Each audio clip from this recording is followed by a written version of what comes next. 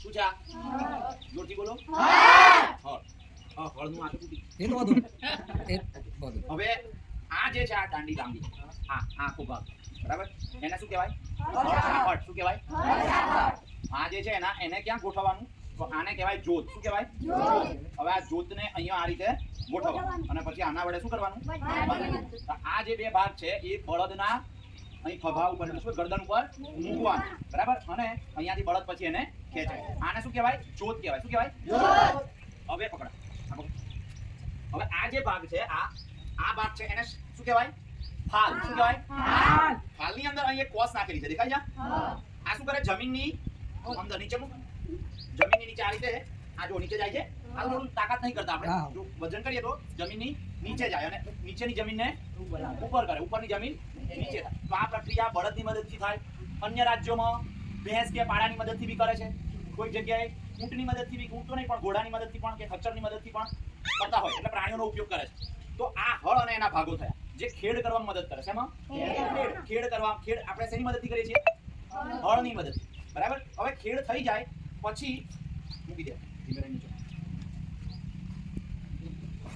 ખેડ થઈ જાય પછી આનો ઉપયોગ કરવામાં આવે. આ શું છે? આને શું કહેવાય? હવે અહીંયા દોરી બાંધવામાં આવે બે બાજુ અને આ દોરીને પાછું આ જોત સાથે બાંધવામાં આવે અને પછી બળદ આને ખેંચી લઈ જાય એટલે જમીન કેવી થઈ જાય તમારી? સમથળ થાય, સપાટ સમથળ થઈ જાય બરાબર. અને સમથળ થયા પછી એની અંદર વાવણી કરવામાં આવે બરાબર. તો વાવણી કરવા માટે બી અલગ અલગ સાધનોનો આપણે ઉપયોગ કરીએ છીએ. એમાં એક વાવણી એટલે ઓરણી કે આપણી ભાષામાં શું કહે ને? ઓરણી. બીજું કે હવે આજના સમયની અંદર હળનો ઉપયોગ ધીમે ધીમે કેવો થતો જાય છે? ઓછો થતો જાય છે. હાલ આપણે શેનો ઉપયોગ કરીએ છીએ? ટ્રેક્ટરની પાછળ જે બાંધેલું આવે શું કહેવાય? કશું પણ હવે ચાલશે નહીં તો કલ્ટિવેટરનો ઉપયોગ કરે. કલ્ટિવેટરથી સમય બી બચે અને ખેડ બી વ્યવસ્થિત ઊંડી થાય. તો આજે લોકો ખેડ કરવા માટે મોટા ભાગે હળની જગ્યાએ શેનો ઉપયોગ કરે છે? ટ્રેક્ટરની અંદર કલ્ટિવેટર જેવું જ બીજું આવે છે સીડ ડ્રીલ. શું કહે છે? આ સીડ ડ્રીલ એ શું છે? ટ્રેક્ટરની પાછળ વાવણી કરવા માટેનું સાધન છે. વાવણીઓ કહે શું કહે છે? એનો ઉપયોગ બી કરવામાં આવે છે. તો આપણા ધોરણ 8 માંથી ભણ્યા એને આપણે જોયું. તમે મોટા ભાગે આને તો રોજ વાપરો કેટલા જણાને વાપરેલું છે? હળ કોણે ગયા છો?